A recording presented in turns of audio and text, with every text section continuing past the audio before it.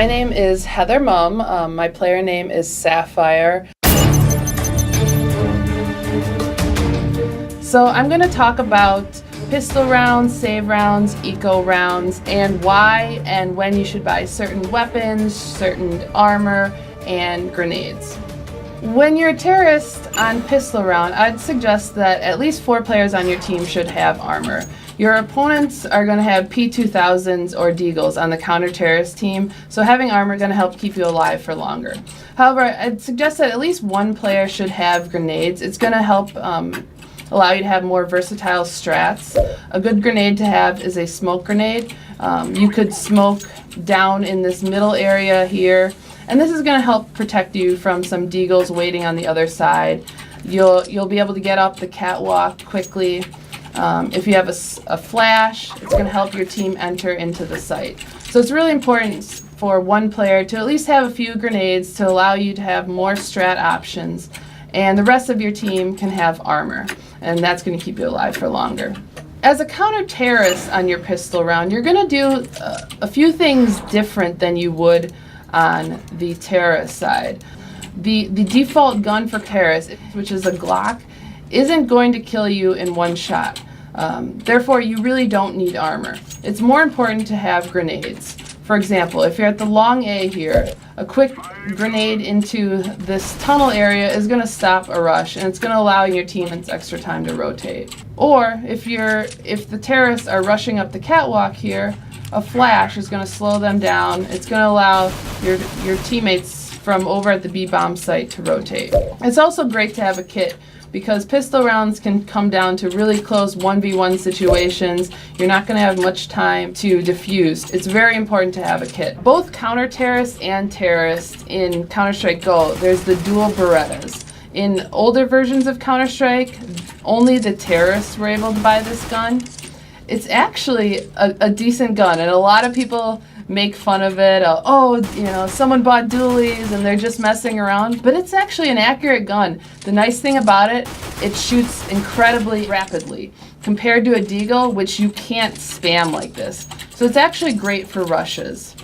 So if your opponent's rushing up here and you spot a lot of them, you can actually do some decent damage. You're not going to get the headshots like you do with a Deagle, which are 1-shot kills similar to this, but you are able to spam, and you are able to do significant damage with these guns. If you lose the first round, you're going to be on round 2. You're not going to have a lot of money because you didn't win that round. So a lot of times it's good to either save completely, just essentially forfeit the round so you can gain money in the next round, or you can buy a Deagle. The Deagle is a pistol, but it's incredibly accurate. It's essentially like the AWP of pistols. You're going to get a lot of 1-shot kills with this if your aim is on. So I'd really suggest that gun. It's only $800. It's enough that you're not wasting your money, but you still have a legitimate chance of winning that round. On Counter-Terrorist 2, if you win the round, it's also great to buy is the Mag 7. It's kind of a 1-shot, 1-kill. You're going to want to be close up to the players. It's not great at long range. It shoots multiple bullets at a time, as you can see here. So you're going to want to play it in close corners. Maybe you can get in this corner and wait for your opponent. You really don't want to make these long range shots because it's not going to be accurate. You can see the bullets are coming down here even though you're aiming higher. Another second round gun that's really great to buy is the FAMAS. It's very similar to the Galil. It has a different aspect though in that it has both a burst fire and an automatic mode. So the automatic mode is going to be great for close range combat, while the burst fire is really good for long range. It's going to allow you to be a little more accurate. Automatic, it's great for spamming.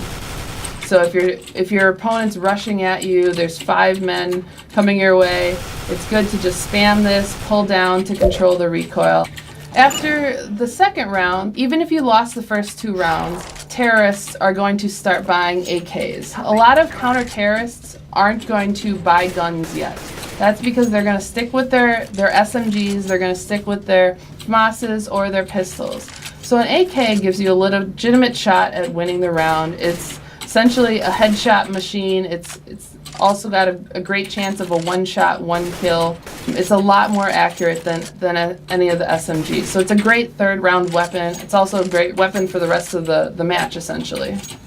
The last thing I'll say about the economy system is when you're getting into gun rounds, which is usually round 3 and beyond when both teams have a weapon, the AWP is a fantastic gun. It's incredibly accurate. It's great for long-range combat. It has a single scope and a dual scope. However, when you do get a kill with it, it's only $50 per kill, and it's also one of the most expensive guns. So you're not going to want to have many of these on your team. You're going to want 1 or 2 per team at most. The other guns you should have will be on a counter-terrorist team. You're going to want the M4, which it's going to give you slightly more money per kill, $300 compared to $50 with the AWP, but it's not as great for long-range combat. However, it's fantastic for stopping rushes. So if your opponent is rushing into the B-bomb site here, you can just strafe over, spray them down, or you can also do a tap maneuver. So by tapping, you're going to be a little more accurate than you would spraying because you can control the recoil.